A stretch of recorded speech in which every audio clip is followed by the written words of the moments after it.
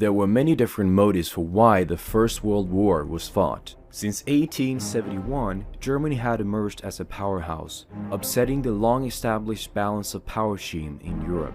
The established great powers, Britain, France, and Russia, joined together in 1914 to destroy this new rival.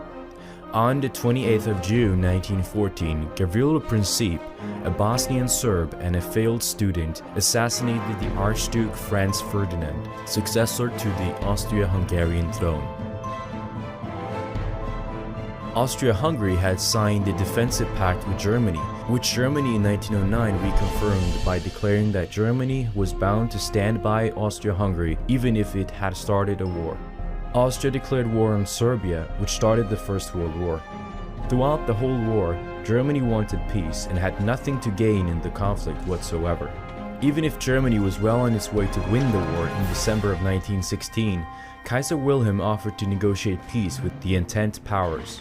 By December 1916, Germany had a clear advantage. France had suffered horrible losses. Russia faced internal Bolshevik uprising and revolutionary chaos and had to withdraw its troops. Britain was under the U-boat blockade and not 1 inch of Germany had been occupied. Germany still offered generous peace terms. Kaiser Wilhelm was ready to just call off the war and return to how things were before. That was when the Zionist Jews, Chaim Weizmann and Nathan Sokolov, approached the British with a dirty deal. They offered to use their global influence to bring the US into the war on Britain's side, while undermining and destroying Germany from within. In exchange for US entry, the British would steal Palestine from Ottoman Turkey, which was Germany's ally, and then allow the Jews to settle there. The deal was called the Balfour Declaration and was delivered to the Baron Walter Rothschild. Jews in London then sent messages to Louis Brandeis, one of the Jewish members of the Supreme Court, instructing him to pressure President Wilson to join the war.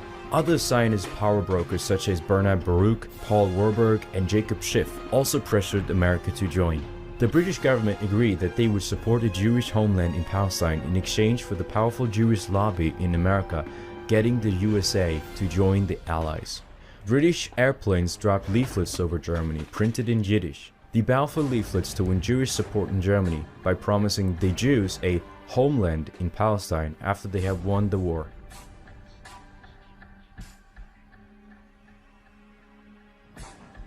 And here it is, the Balfour Declaration. What do you feel when you see it here? I genuinely feel it's one of the most extraordinary moments in the history of the Jewish people. If you think it took 3,000 years to get to this, and then you say, how did this miracle happen? It's the most incredible piece of opportunism. I mean, if you think you had an impoverished would-be scientist, Chaim Weizmann, who somehow gets to England, meets a few people, including members of my family, seduces them. He has such great charm and conviction. He gets to Balfour, and he unbelievably persuades Balfour and Lloyd George, the Prime Minister, and most of the ministers, that this idea of the national home for Jews should be allowed to take place. After the deal was made, Jewish-owned media immediately unleashed a ton of anti-German propaganda, depicting the Germans as barbaric Huns. This was done to get the public support for American intervention in the war, while the Zionists and Jewish Marxists of Germany started to destabilize Germany from within through several strikes within the arms industry factories, which weakened the German war effort. If America wouldn't have been tricked into the war, it would have been stopped right there and then, and millions of European lives would have been saved.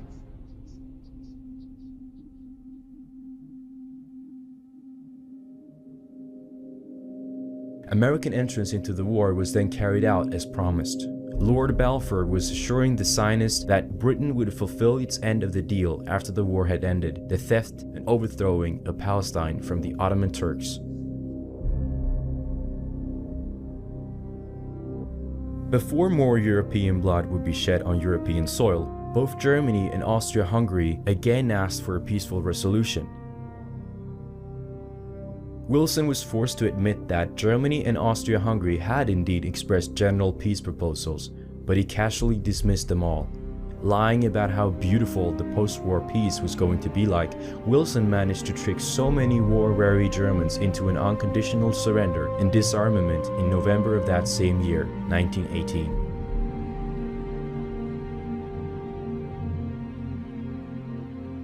Communists and Zionists within Germany stabbed their countrymen in the back. Marxist trade union leaders ordered factory strikes which deprived German troops of their vital supplies. German morale and industrial output quickly fell. Germany laid down the weapons and wished for an honorary peace. After the war, the treasonous betrayal of 1918 became known as the stab in the back.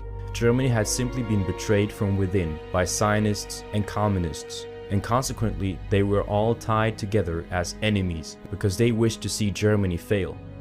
In Israel today, Balfour Day, November the 2nd, is widely celebrated. The Palestinian Arabs observe it as a day of grief.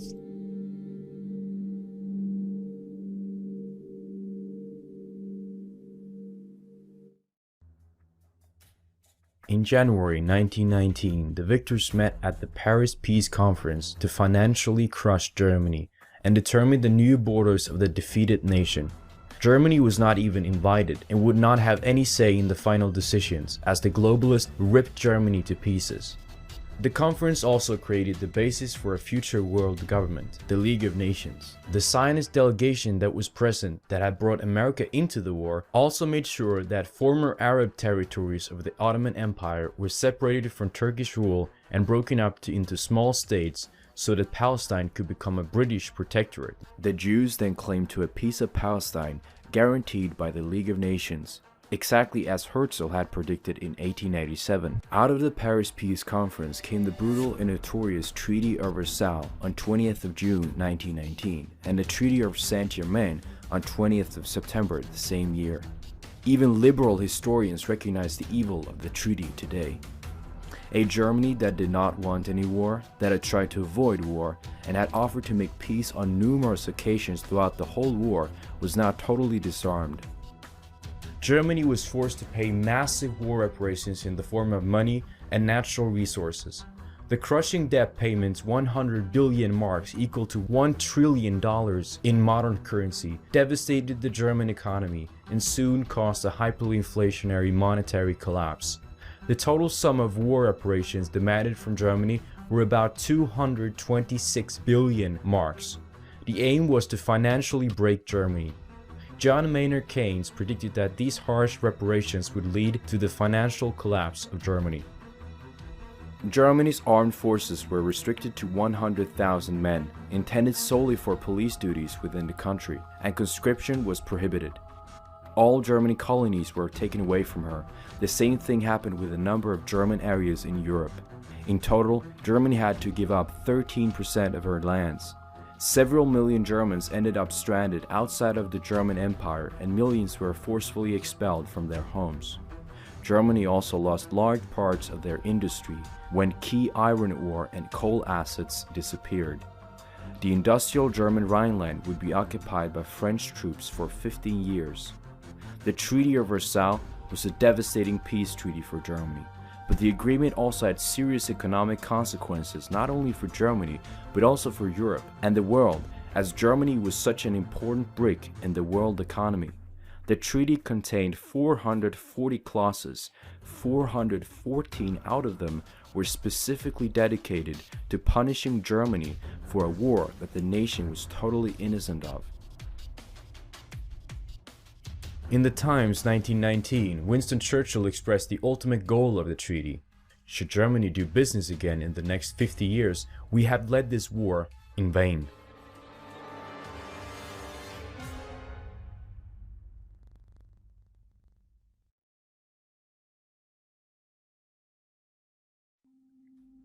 The encirclement and unprecedented hunger blockade killed almost 1 million of German children, women, old men, and the most fragile of society. The Allies now had only one fixed intention: to prolong the power of Versailles and to destroy Germany for good. Germany was now completely disarmed, and she had been damaged on all sides and had no way of defending herself. At any moment could her neighbors decide to attack her. Because of the enormous reparation costs to be paid in gold, there was no longer any backing for the mark. This led to inflation, which totally wiped out all the German savings. Germany in 1922 to 23 faced the most horrific hyperinflation the world has ever seen, and the German mark became worthless. Unemployment, hunger, and a hopeless future distinguished the Weimar Republic to the German people. Suicide rates were high. Unemployment topped 30% as desperate Germans committed suicide. Birth rates were extremely low. Anarchy and chaos was in the air. There was nothing the disarmed, humiliated, and hungry German people could do about it, as communists even seized parts of many cities.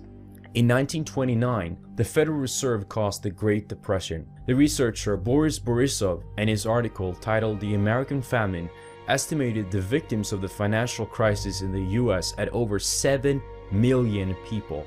The globalist powers had now managed to orchestrate yet another famine that killed millions of white Europeans like in Russia before. Ben Bernanke said regarding the Great Depression, "We did it." By we, Bernanke of course meant the Jewish leaders of the Federal Reserve System. Back in Germany, the effects of the engineered stock market crash was even worse than in any other country, as the life savings of the people were wiped out as prices doubled every 2 days for 20 straight months. In 1922, inflation was spiraling wildly out of control. People would be paid in the morning and have suitcasefuls of banknotes, and they would have to then run to the shops because in the time between being paid and the time when they bought their goods, their food, the prices would have risen. Berlin was in a state of total chaos. Hundreds of thousands of dispossessed, starving in the streets, and at the same time, you had very rich people. So you got on the one hand, the poor eating turnip soup, the butchers selling crows, squirrels, even rats, and on the other side, people who could afford it eating the most sumptuous meals like they never paused for thought.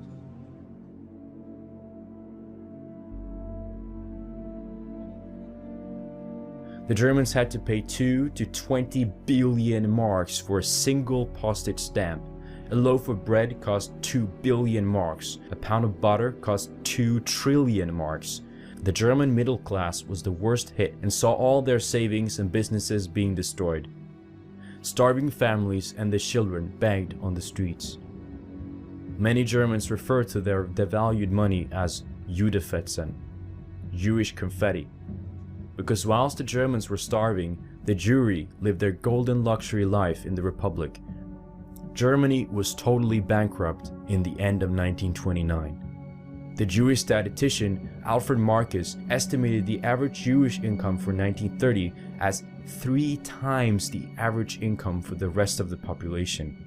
The industries, as in the Ruhr, were all bankrupt and workers were all laid off in their millions. In January 1933, over 6 million Germans were unemployed.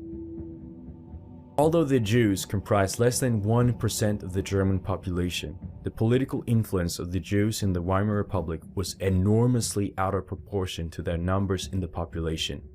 They managed to control over 50% of the media and the press, and 70% of all the judges, 57% of the metal trade, 22% of grain, and 39% of the textile trade. German banking and finance was under the total control of Jews. They were particularly evident in the private banking in Berlin, which in 1923 had 150 private Jewish banks, as opposed to only 11 private non-Jewish banks. 4 of the 6 members of the controlling board of the Reichstag directors were Jews, including Jacob Goldschmidt and Rudolf Habenstein. In order for anyone to control people's minds, one has to control the press and media. Jewish domination of the press and the public mind began with Reuters news agency in 1865. Established by the Jew Paul Reuter, born Israel Bere Yosafat in 1865, the Reuters Telegram Company was the first major news organization in the world. Almost every major news outlet in the world today subscribes to Reuters services, which operates in over 200 cities in 94 countries in about 20 languages. The Washington Post was controlled by Zionist Federal Reserve Chairman Eugene Meyer. In 1940, Major would fire the Washington Post pacifist editor for refusing to endorse US involvement in World War II. The post would later be handed down to Major's daughter, the late Catherine Major Graham. In 1896, Adolf Ochs bought the New York Times and formed the New York Times Company. The Ochs-Sulzberger family, one of the United States newspaper dynasties, has owned the New York Times ever since. For 117 years, America's most influential news source has been in the hands of this same family. In 1926, the Jew David Sarnoff formed NBC, the first major broadcast network in the US. In 1928, the 27-year-old Jewish businessman William S. Paley secured majority ownership of the CBS radio network. Paley expanded CBS into a national powerhouse with 114 affiliate stations. It is very important to remember that the four most powerful media sources, the Washington Post, the New York Times, NBC, and CBS, were now all under total Jewish ownership and control. Jewish Daily Bulletin on July 27, 1935 said, "There is only one power which really counts, the power of political pressure. We Jews are the most powerful people on earth because we have this power and we know how to apply it." The two largest German newspapers before 1933 were also in Jewish hands: Leopold Ullstein, August Schirl, and Rudolf Moss. These Jews had a virtual monopoly on the German press. Their main publication was the Berliner Tageblatt. The editor of this paper was Theodor Wolff, a Jew, who also took a prominent part in politics. All editorials, all policy, all thought, and every single sphere of major influence had now fallen under Jewish control. Of the 29 legitimate theaters in Berlin, 23 had Jewish directors. In 1931, of 144 film scripts made into movies, 119 were written by Jews, and 77 were produced by Jews.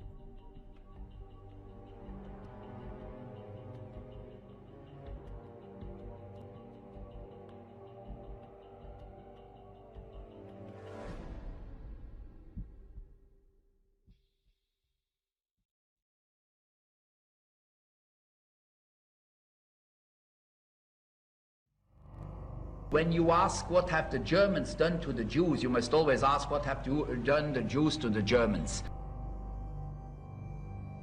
In 1918, Lenin and Trotsky established the Communist International, also known as the Comintern, in Moscow, Russia. In the days following the Bolshevik Revolution in Russia, Trotsky promoted the idea of a permanent revolution, which meant that the Soviet Union had to politically provoke other nations throughout the world to start their own Bolshevik revolutions. The Comintern stated openly that its intention was to fight for the creation of an international Soviet republic, i.e., a communist world government. Comintern-affiliated parties formed in France, Italy, China, Germany, Spain, Belgium, the US, and other nations. The ideology of communism spread like a poison through Europe. The author Ernst Elmhirst explained in 1938 that socialism, communism, and Bolshevism in reality are only links in the plan of world-embracing Judaism, with its final purpose of forcing the entire world under Jewish domination. Following the Russian Revolution of 1917, revolutionary Jewish communist leaders Karl Liebknecht and Rosa Luxemburg led a group of Jewish communists: Kurt Eisner, Paul Levy, Franz Mehring, Wilhelm Pieck, Richard Müller, Emil Bach, Gustav Landauer, Eugene Levine, and Emil Eichhorn to attempt a violent and bloody communist revolution in Germany as well.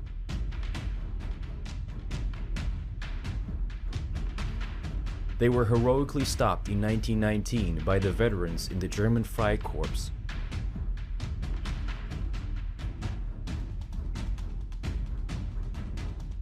The Jew Bela Kun instigated a Jewish revolution and took over the leadership of Hungary in March 1919. After months of Red Terror and massacres of Christians, the Hungarians managed to fight back. Hungarian Rear Admiral Miklos Horthy formed a national army to fight the Bolsheviks. With the support of the Romanian army, Horthy managed to take back the country on August 1st, 1919. In Italy, Jewish-led communists committed mass murders in Sarana, Modena, Bologna, Pietro, Diana, and Milan, but were defeated by Mussolini's fascist forces.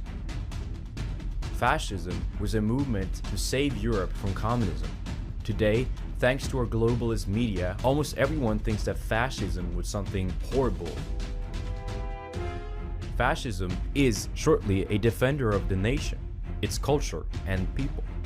Under fascism, government plays a key role in monitoring film, theater, art, literature, music, education, etc. in order to maintain a high moral standard, keep things clean and respectable, promote a strong sense of patriotism and honor, and prevent the spreading of decadence which corrupts society from within.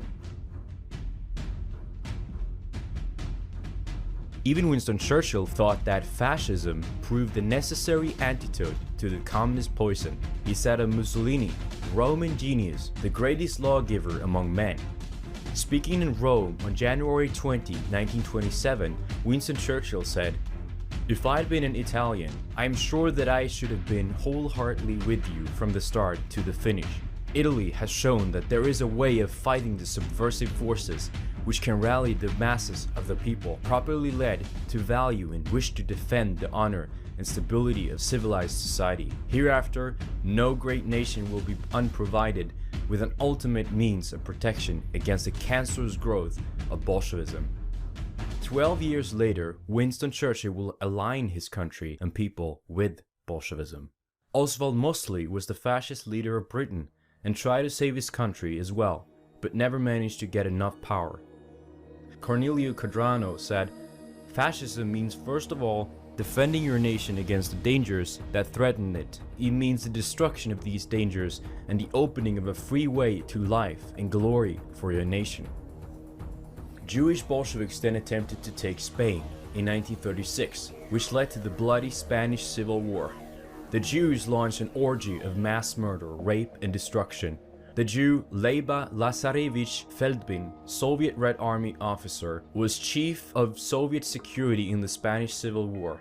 Over 20,000 churches across Spain were destroyed, 6,832 Spanish priests, 3,000 monks, 300 nuns, and 13 bishops were killed. Some 4,000 laymen were also murdered for helping or hiding nuns or priests. Feldbin was one of the masterminds behind the massacres. In 1939, the devout Roman Catholic general Francisco Franco stepped up and created a united nationalist group and managed to save Spain from a communist takeover. Franco had the support of Antonio Salazar in Portugal, Benito Mussolini in Italy, and Adolf Hitler in Germany. On February 8, 1920, Sir Winston Churchill expressed his alarm over the world developments in an interview published in the Sunday Illustrated Herald, London. From the days of Adam Spartacus Weishaupt to those of Karl Marx to those of Trotsky, Bela Kun, Rosa Luxemburg, and Emma Goldman, this worldwide conspiracy for the overthrow of civilization and for the reconstruction of society on the basis of arrested development, of envious malevolence and impossible equality has been steadily growing.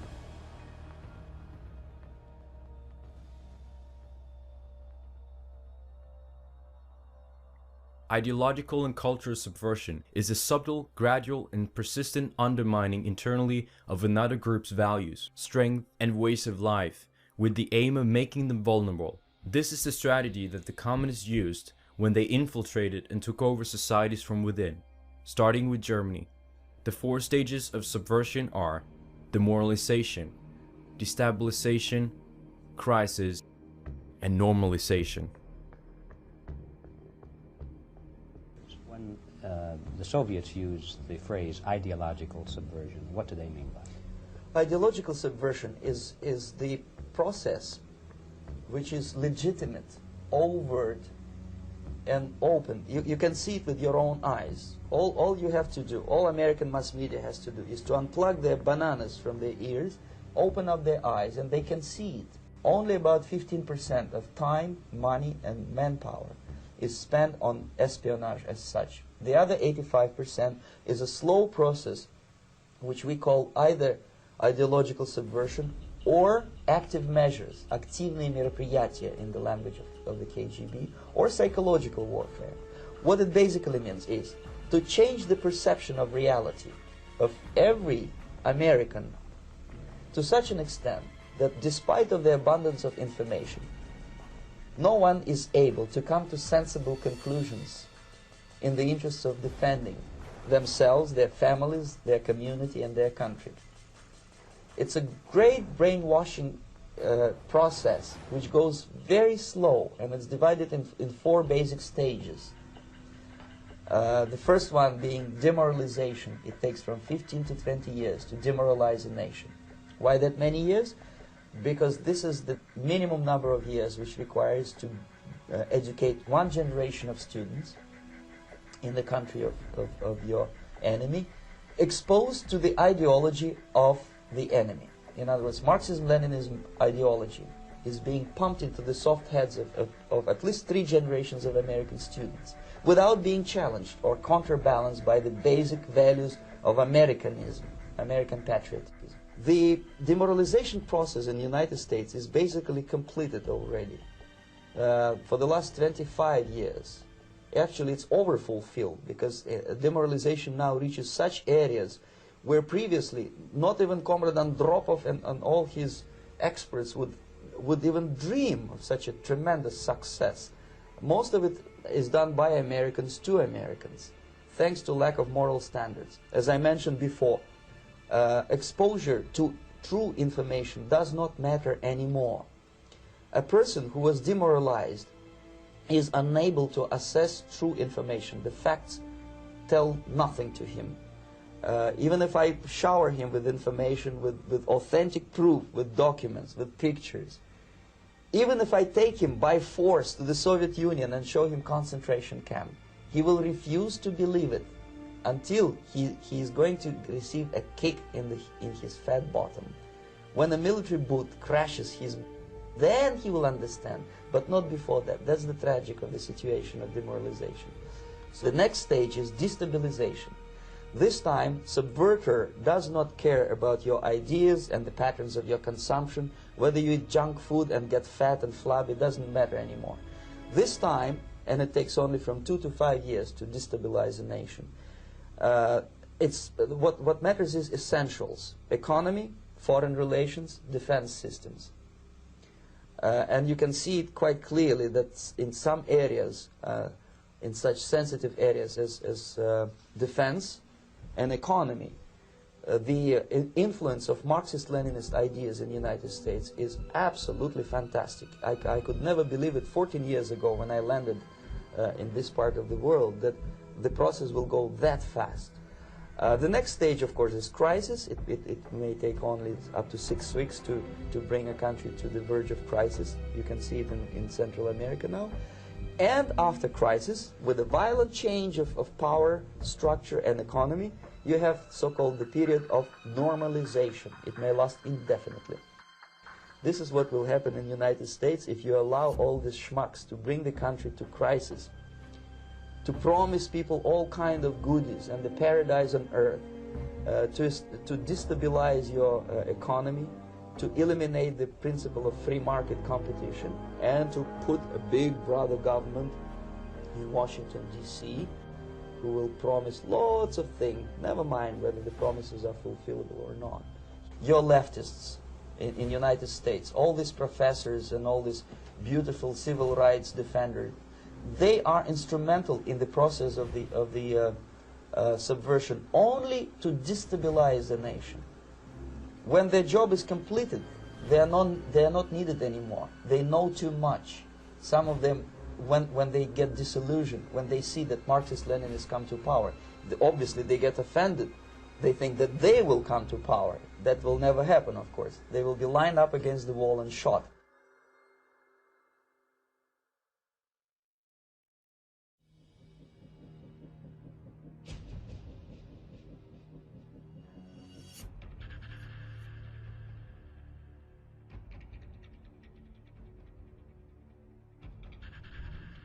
Towards the end of 1922, the Communist International, Comintern, began to consider how they would succeed taking over Europe in the most effective way. On Lenin's initiative, a meeting was organized at the Marx-Engels Institute in Moscow. The aim of the meeting was to start the Marx Cultural Revolution. Among those present at the meeting was George Lukács, a Jewish Hungarian aristocrat and a son of a banker. In the summer of 1924, Lukács moved to Germany.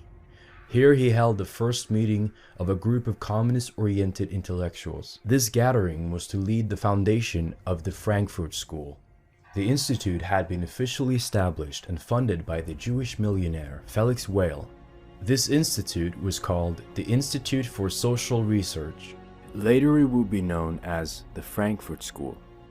These new Marxists, under the direction of Max Horkheimer, believed that Europeans were too attached to tradition, race, nation, family, and faith to be able to accept communism.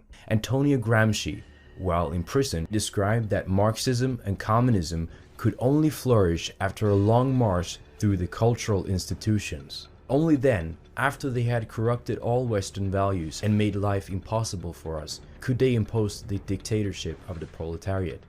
This was also what the Fabian socialists did to weaken the countries and slowly implementing international communism. The mantra would now be change and destroy Western culture before communism would be accepted. George Lukács believed that for a new communist culture to emerge, the existing European culture had to be destroyed. There is no other way to get control of a society with strong moral values than to weaken those values.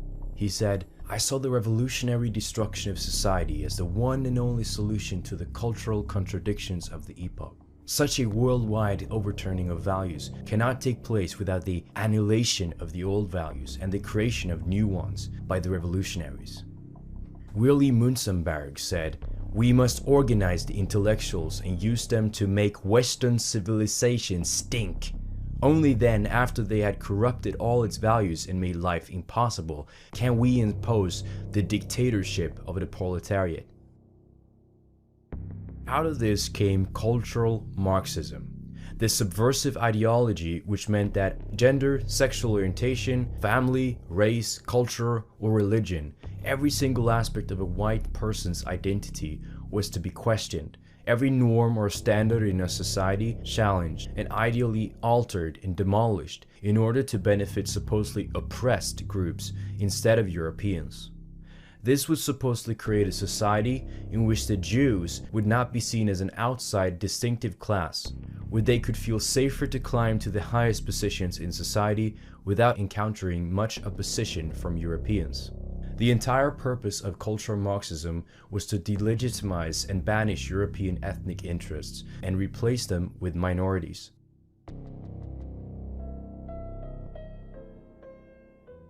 When I started writing about Jewish intellectual movements, I realized I couldn't just go around counting Jews. And what I had to show was that you had a cohesive core of Jews that were mutually reinforcing each other, that they were the backbone of this movement.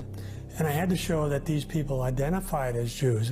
And I had to show that they viewed what they were doing as furthering specific Jewish goals. For example, one of the most common things was they were concerned about anti-Semitism.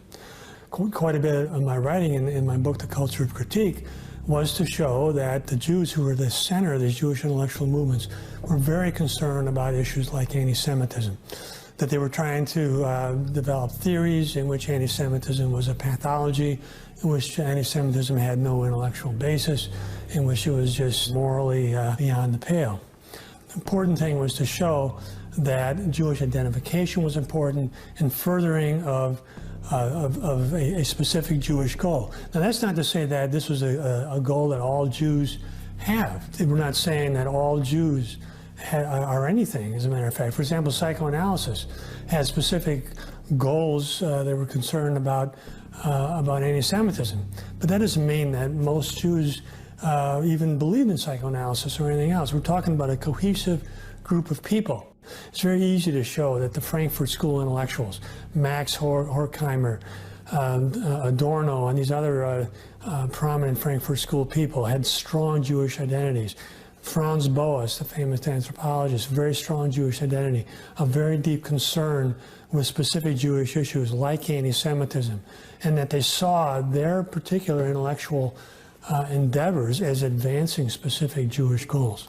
There's nothing wrong with advancing your own goals. That's what we all do. The only thing is that those goals oftentimes conflict with those of other people. And so essentially, for example, at the Frankfurt School, he developed an ideology in which any group identification that a non-Jew had was considered a pathology. So that if someone like me identified as a white person and had, felt I had interest as a white person, well, that was viewed as a psychiatric disorder. There was never any mention about Jews with a very strong sense of Jewish identity and Jewish interest, that there was anything wrong with them. It was an ideology that that really framed adaptive behaviors of non-Jews as pathological. Even family life, that non-Jews with strong family ties and so on, there was something wrong with them. Their families were authoritarian, and they did all the psychoanalytic stuff to try to prove that sort of thing. But it was just made up science and no scientific basis at all. After Marx, there were a group of Marxists who wisely decided that you could bring this collectivist society to a nation through culture as well, by introducing certain values and concepts that would break down the family. For example, if you could somehow break down the family unit so that it was no longer self-sustaining and no longer valued in a society, then that would leave individual members who formerly could turn to the family for support in times of need. They would now be cut loose. They would be without a place to go in times of need. So now they have to turn to the government. So cultural Marxism would be that type of activity in any society that breaks down the culture in such a way so that people instinctively turn to government as an alternative for the support that they otherwise would have. This is done through art, it's through music, it's through literature, it's through motion pictures and that kind of thing. The implanting of certain ideas and concepts which make them very ripe for the philosophy of collectivism and makes them very ripe for turning to government as the big daddy, the big solver of all problems. Collectivism implies that if something is important enough, then the state should step in and make sure that everybody conforms, whether they want to or not. The whole point of a socialistic society is to do four things. Marx talks about destroying the family, 2, destroying property, 3, destroying religion, and 4, destroying the nation. And what you end up with is the gulag, where the whole country becomes the Soviet Union.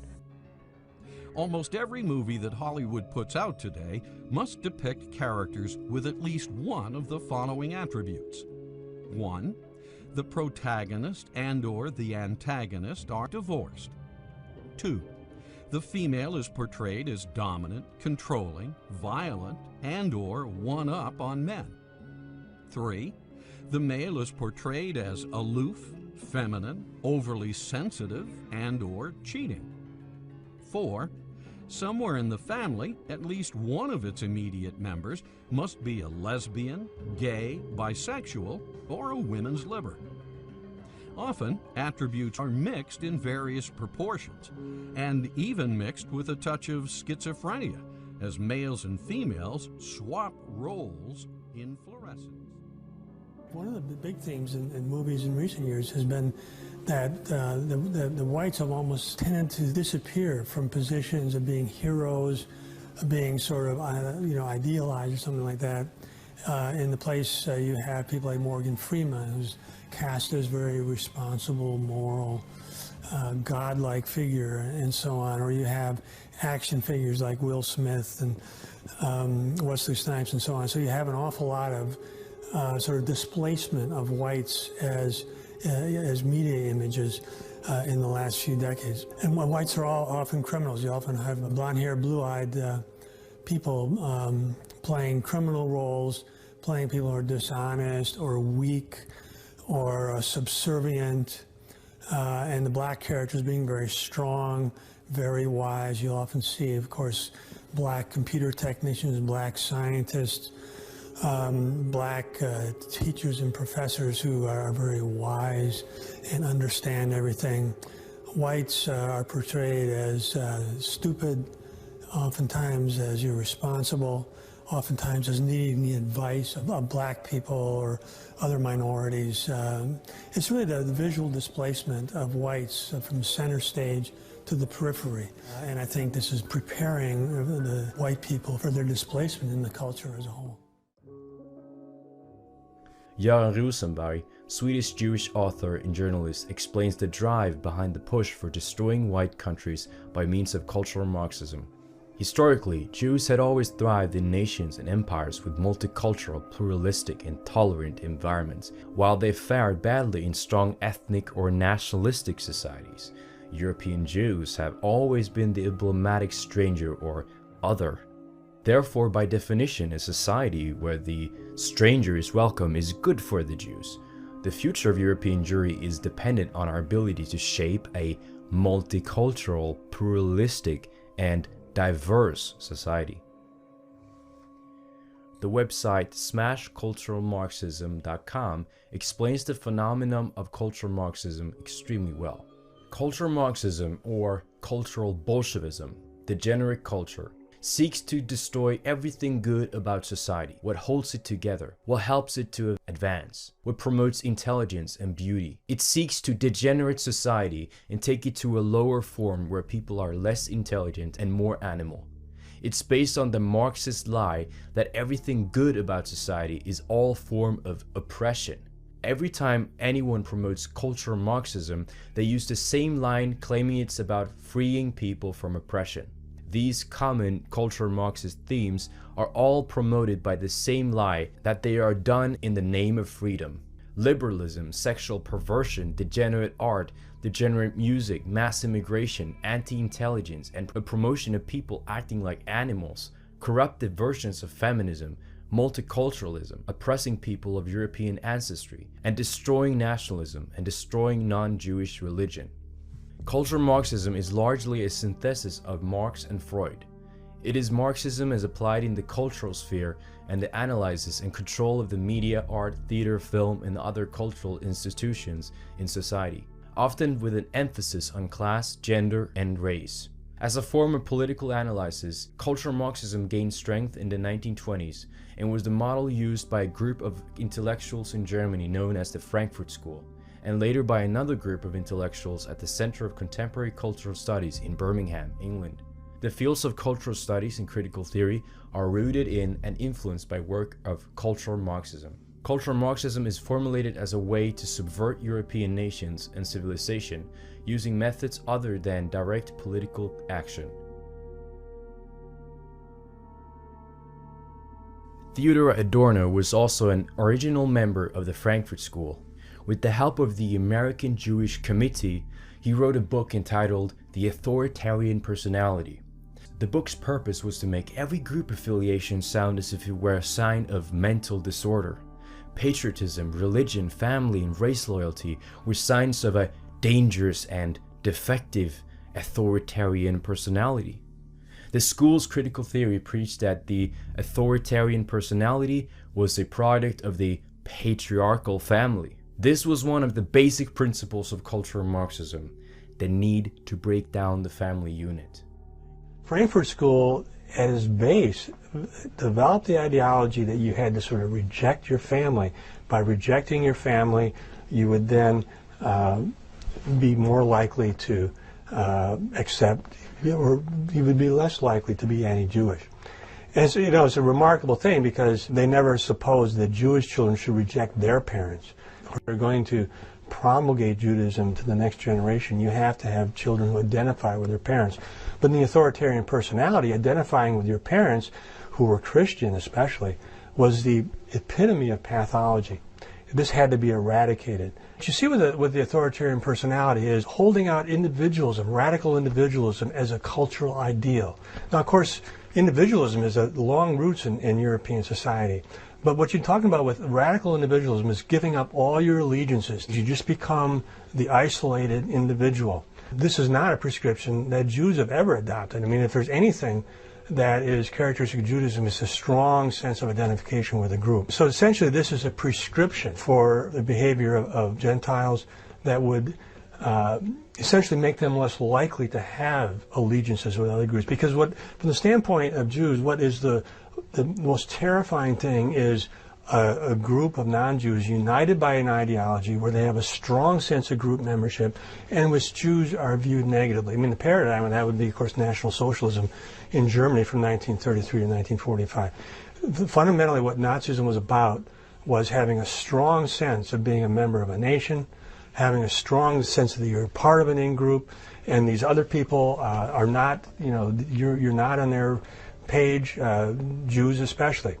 And so one way to get rid of that, basically, is to advocate individualism for everybody. Get rid of your allegiances. Don't have any allegiance to religion, country, race, even family. And again, one of the points I keep making there is that this is completely hypocritical, because to be a strongly identified Jew means that you are highly connected to a group, that you have a strong sense of group membership, that you think of outgroups as potentially threatening, as enemies, and so on. In other words, the psychological process of group membership tend to make us view negatively the people in other groups, and that applies to Jews as well as anybody else. So strongly identified Jews tend to have strongly positive views of their in-group, strongly negative views of the outsiders. And that's part of the cultural critique of these Jewish intellectuals, have very negative views about the culture and peoples of the outside them. In the book, Adorno defined parenthood, pride in one's family, Christianity, adherence to traditional gender roles, and attitudes towards sex, and the love of one's own country as pathological phenomena. Cultural Marxists wanted to create conflict between the oppressed minority and the oppressing majority, between those with alleged privilege and those without it. The working class had been replaced by minorities. All allegiance to family, nation, and culture was seen as major obstacles and sources of anti-Semitism. In order for them to get rid of all resistance to the Jewish interest, it would have to be crushed and eroded within every white person. Nationalism, racial realism, heterosexuality, sovereignty, homogeneity, traditionalism, loyalty, and the nuclear family were looked upon as major obstacles to the communist takeover of Western civilization. Thus, the cultural Marxists came up with ways of gradually breaking up our culture from within. The Marxist idea of equality is not actually possible to achieve in reality. It is only about bringing down the ones who stand out, the successful, the hardworking achievers, to the same level as those who do nothing, fail, and are lazy. This is how you make everyone quote-unquote equal. To undermine Western civilization, the Jewish extremists called for the most negative and destructive criticism possible of every sphere of the Gentiles' life. Their anti-white policies, they anticipated, would later spread like a virus. Cultural Marxism has given us anti-white policies such as racism offenses and hate speech laws, gender confusion, hookup culture, moral and gender racial relativization, homosexualization of children, mass immigration, racial tensions, forced multiculturalism, the systematic promotion of sexual deviances in society, an unreliable legal system with bias against the victim of the crimes, the breakdown of the nuclear family, and low birth rates. Notable philosophers from the Frankfurt School were Herbert Marcuse, Theodor Adorno, Max Horkheimer, Walter Benjamin, Erich Fromm, Friedrich Pollock, Leo Leventhal, Jürgen Habermas, Alfred Schmidt, Axel Honneth, Siegfried Kakauer, George Lukács. All of these intellectuals at the Frankfurt School were Jewish. The intellectuals were first to be targeted in all communist states. Free thinking is dangerous to the system. Social justice and feminism, to name but a few, are all anti-white, anti-free speech movements inspired by and born out of critical theory, and thus come under the umbrella of cultural Marxism. A popular manifestation of cultural Marxism is also political correctness, which the great English writer Theodore Dalrymple eloquently defines like this.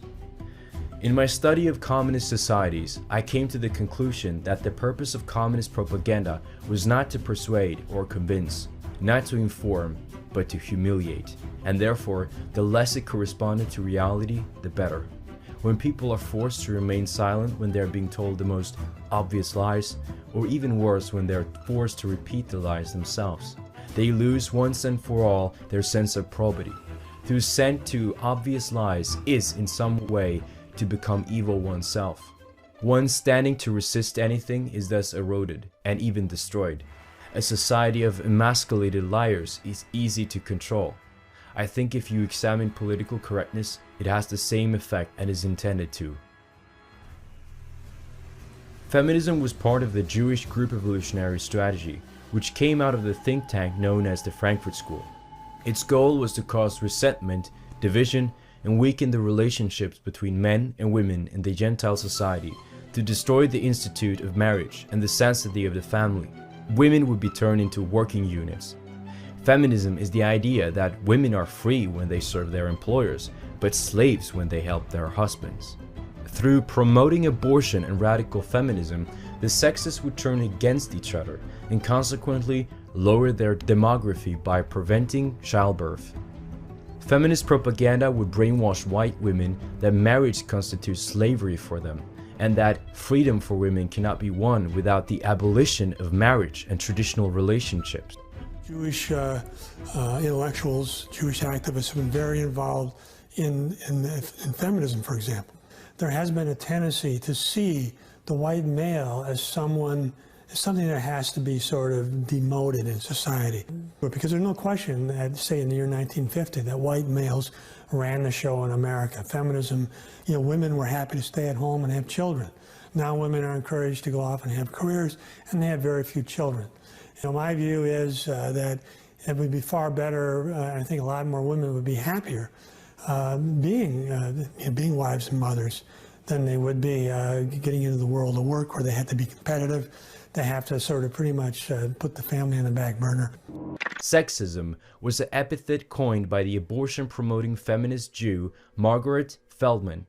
This epithet would be used to attack any person who uphold the natural order and mutually complementary roles of the sexes in society. Feminism has absolutely nothing to do with protecting women. It is a cultural Marxist program to degrade and subjugate white men, and of course also white women. Well, one of the things they told me was that he was at the house one night, and we were talking, and he started laughing. He said, "Aaron, what do you think women's liberation was about?" And I said, I'm pretty conventional thinking about it at that point. I said, I think it's about women having the right to work, getting equal pay with men, just like they won the right to vote, And he started to laugh. He said, "You're an idiot." And I said, "Why am I an idiot?" He said, let me tell you what that was about. We, the Rockefellers, funded that. We funded Women's Lib, And we're the ones who got all over the newspapers and television, the Rockefeller Foundation. He says, and you want to know why? He says, there were two primary reasons.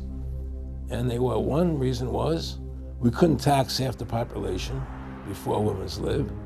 And the second reason was, now we get the kids in school at an early age. We can indoctrinate the kids how to think. It breaks up the family.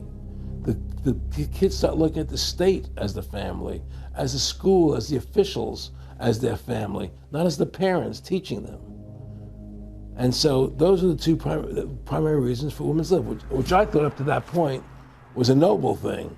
When I saw their intentions behind it, where they were coming from when they created it, the thought of it, I saw the evil behind what I thought was a noble venture.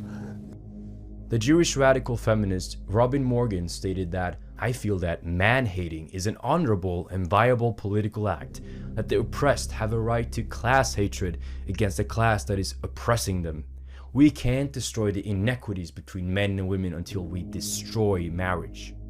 Linda Gordon, Jewish feminist and historian, explains that the nuclear family must be destroyed. Whatever its ultimate meaning, the breakup of families now is an objectively revolutionary process. In order to do this, Jewish feminist Adria Dworkin stated that they will have to destroy the structure of culture as we know it. Its art, its churches, its laws, its nuclear families based on father-right and nation states. She continues, I want to see a man beaten to a bloody pulp with a high heel shoved in his mouth, like an apple in the mouth of a pig. The Jewish feminist Susan Sontag says that the white race is the cancer of human history. Fighting for gay marriage generally involves lying about what we're going to do with marriage when we get there. Because we lie that the institution of marriage is not going to change. And that is a lie. The institution of marriage is going to change, and it should change. And again, I don't think it should exist.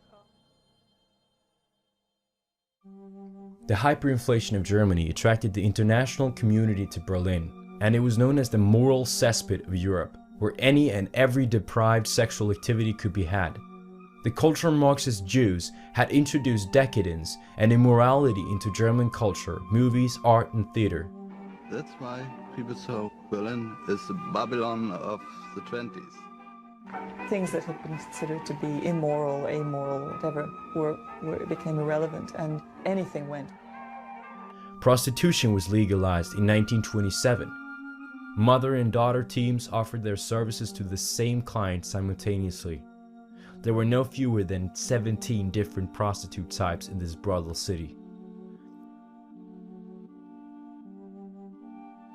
There were clubs where lesbians liked to whip schoolboys, and you'd find military officers sitting there with children sitting on their laps.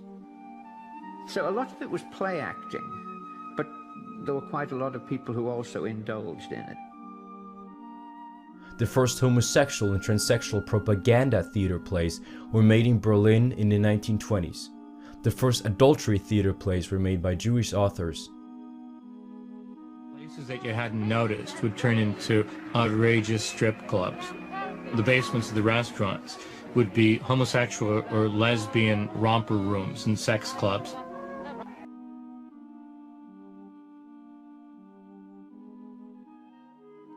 When you have unemployed, you also have an increase in sex workers.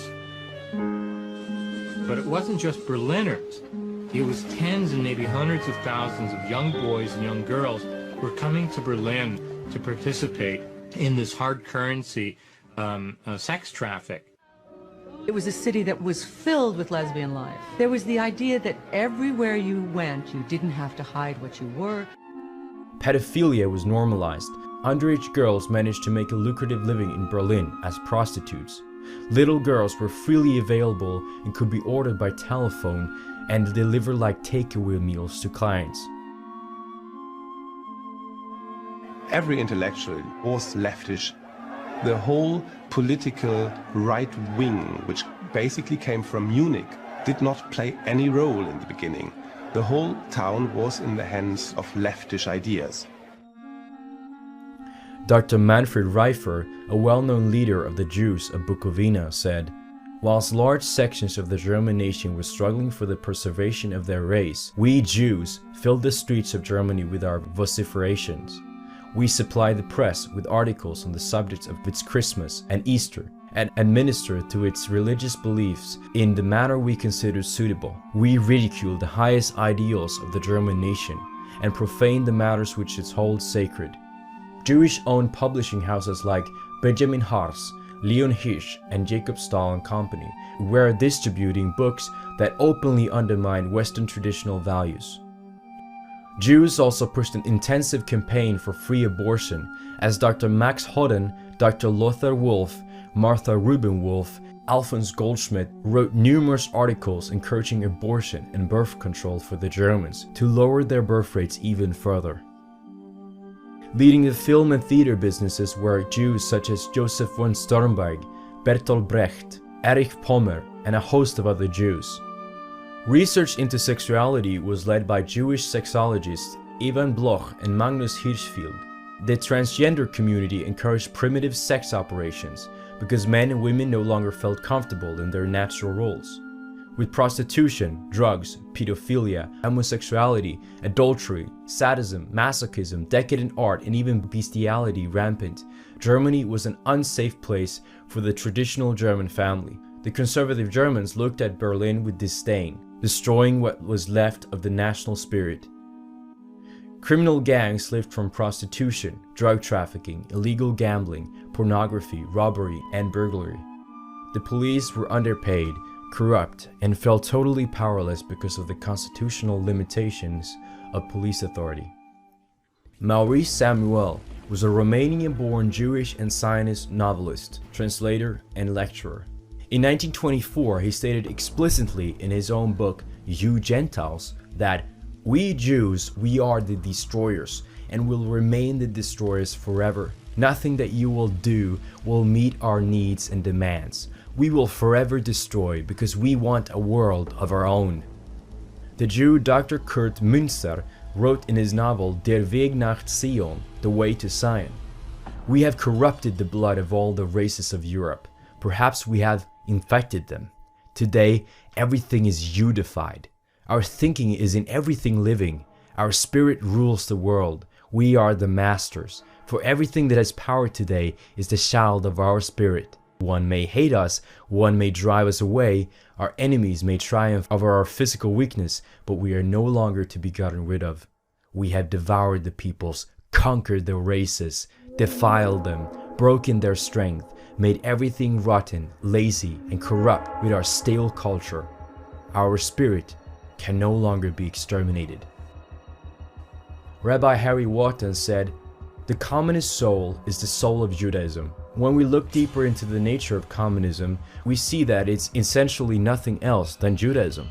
Since the Jews are the highest and most cultural people on earth, the Jews have a right to subordinate to themselves the rest of mankind and to be the masters over the whole world.